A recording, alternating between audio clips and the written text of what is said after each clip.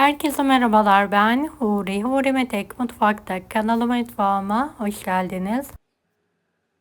Katı yağ yok, tereyağı yok, sıvı yağ ile Türk kahveli muhteşem bir kurabiye tarifi hazırlıyorum.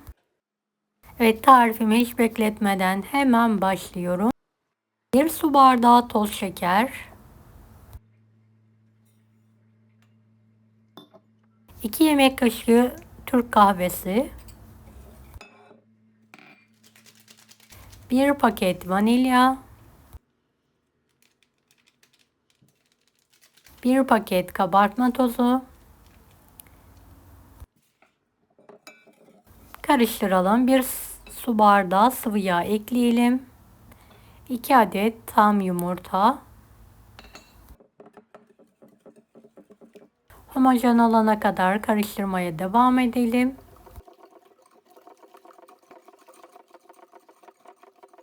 1 su bardağı nişasta.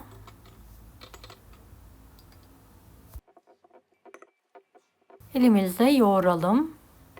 3,5 su bardağı unu kontrollü bir şekilde ilave edelim. Unun miktarı yumurtanın büyüklüğüne göre değişiklik gösterebilir.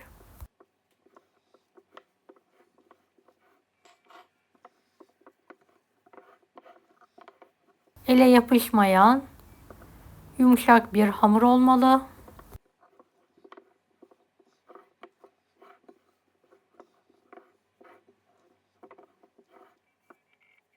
Evet, hamuru tezgah üzerine aldım, toparladım. Yoğurma işlemine devam ediyorum.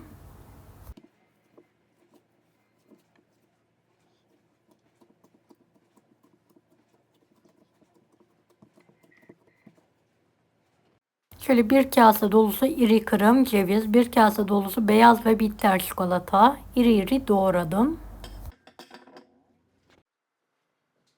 Evet, malzemeleri ekledikten sonra tekrardan elimizle güzel bir şekilde yoğuralım.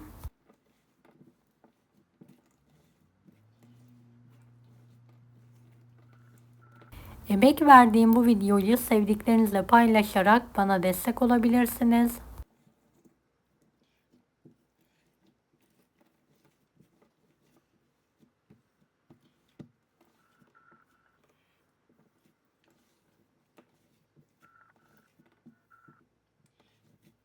Evet, tüm malzemeyi toparlanana kadar yoğurma işlemine devam edelim.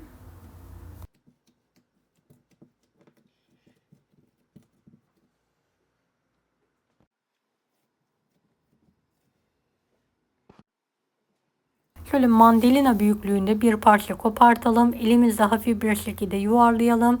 Tepsiye almadan hafif bir şekilde kurabiyelerin üzerine bastıralım.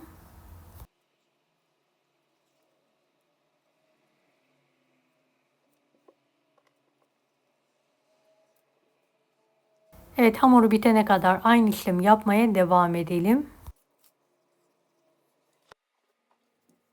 Toplamda 22 adet kurabiye çıkıyor.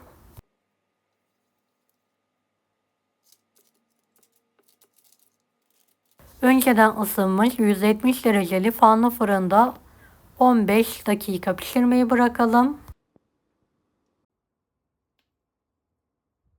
Evet, 15 dakika sonra şöyle büyük bir bardak tabanıyla kurabiyelerin üzerine bastıralım.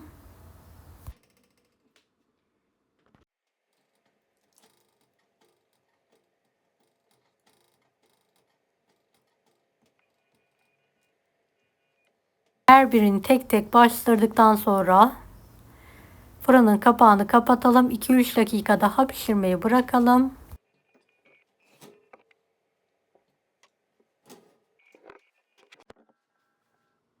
Kurabiyelerimin ilk sıcaklığı çıktı.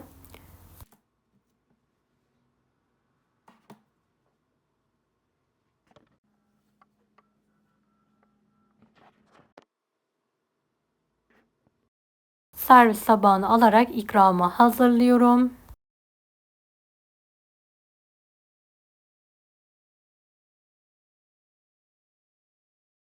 Evet, bol malzemeli, az da eriyen muhteşem bir kurabiye oldu. Mutlaka deneyin.